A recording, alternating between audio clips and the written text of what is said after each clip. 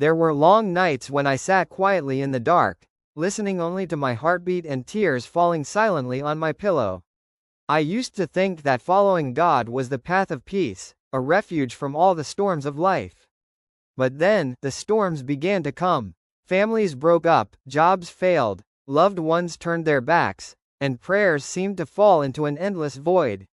I used to kneel down and whisper to God, "Lord, I have followed you. So why do you let me suffer like this?"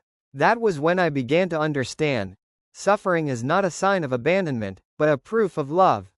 Because the only begotten Son of God, Jesus, walked the entire path of suffering, of betrayal, of the cross.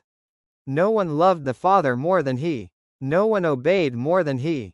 But he also cried out in utter loneliness, "Father, why have you forsaken me?"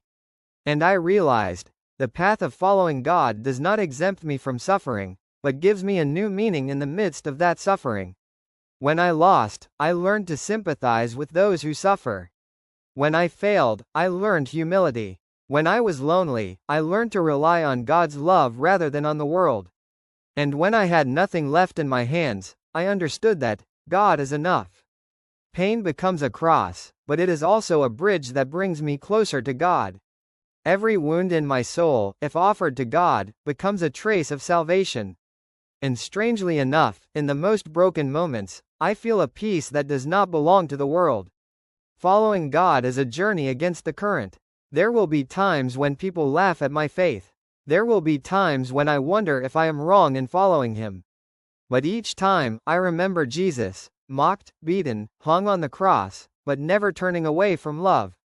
True love does not avoid suffering, but goes through it to become complete. I have chosen to love God, and I am willing to pay the price for that love. Not because I am strong, but because I know He is walking beside me. In every tear, in every disappointment, He has never left. He silently accompanies me, as He silently carried the cross to Golgotha.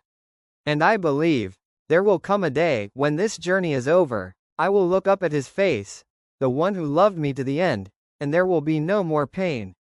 Only joy and eternal life.